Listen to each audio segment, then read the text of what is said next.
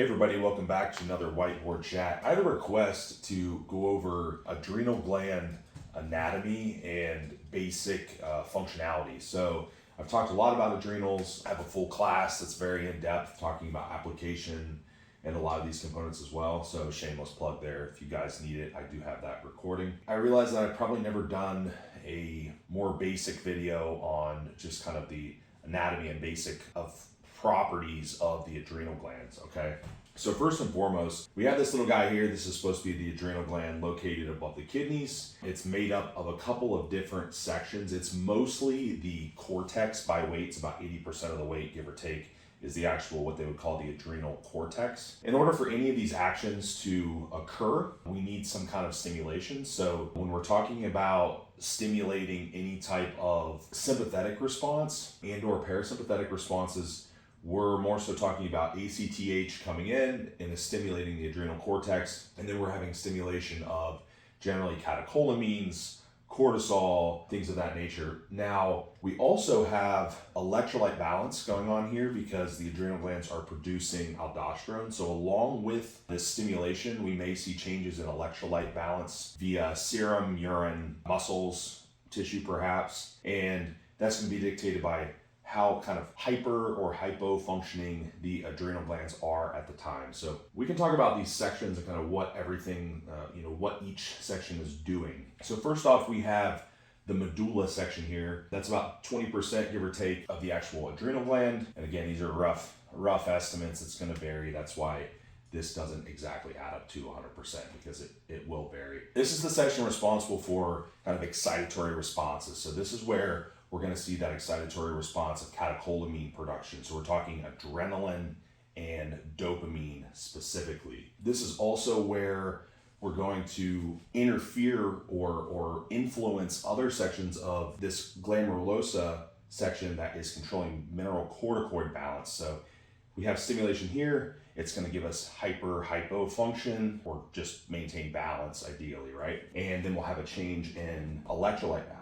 Up in our zona sections, there are three. The top one here, the Gland Rollosa section, is mineralocorticoid and aldosterone. So again, the mineralocorticoid balance is what's going to dictate aldosterone going up and down. Kind of think of it as it's like a TSH and thyroid, right? We are detecting a certain amount of T3 and that's going to signal back up to the top and it's going to tell us how much TSH we need to maintain that thyroid loop. Pretty similar concept here.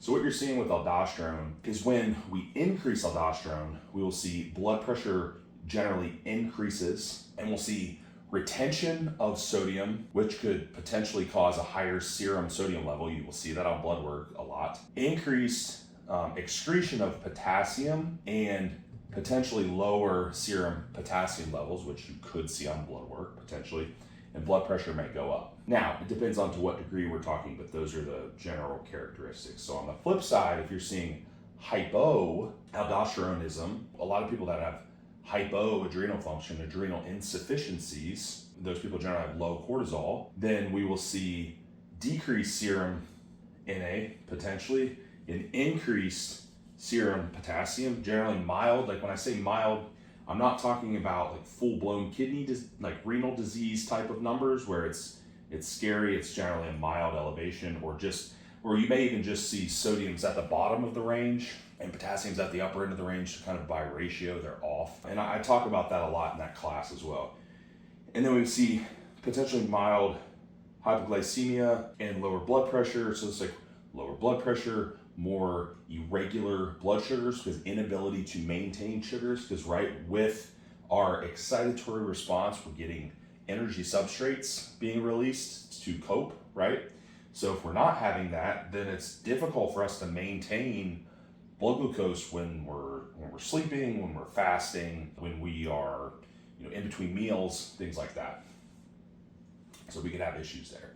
Now, in our other two zona sections is what's dealing with our androgens and or essentially our hormones, glucocorticoids, so cortisol, cortisone, and androgens, estrogens, mineralocorticoids. So a few things. Adrenal glands are a source of hormone production, sex hormone production.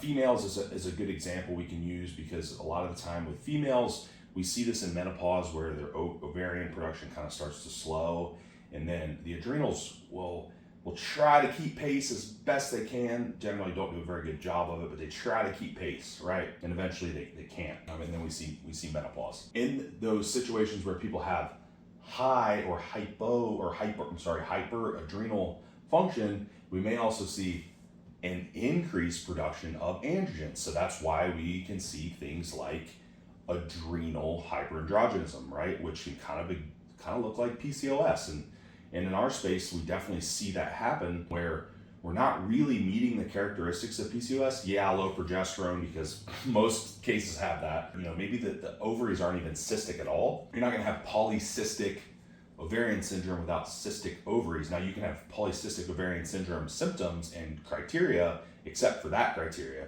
And that's because the adrenals are pumping out those androgens, right? And then, we'll have conversion to estrogen there, so we can have more estrogen. And sometimes that's even in conjunction with ovaries producing heavily as well. Depends on the person, depends on how downregulated they are. But we run into issues with that. Now, that essentially sums up the sections of the adrenal glands. Now, keep in mind, this is always working in a feedback loop. So we have a couple of things to consider with a feedback loop. One is, of course, our sympathetic and parasympathetic activity.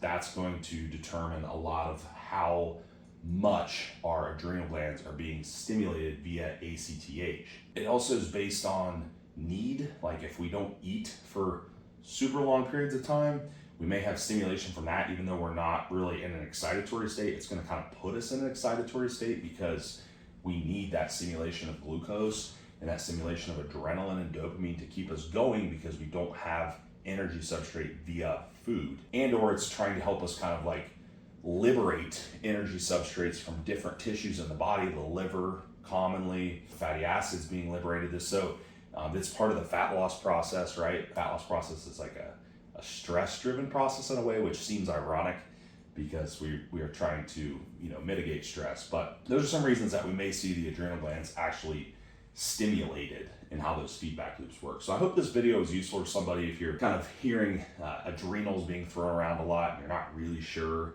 what the different functions of it are, other than just hearing the word cortisol all the time. So hopefully this was helpful to someone. If anyone wants that adrenal class, just shoot me a DM. I can help you out with that as well, and I hope everyone has a good day.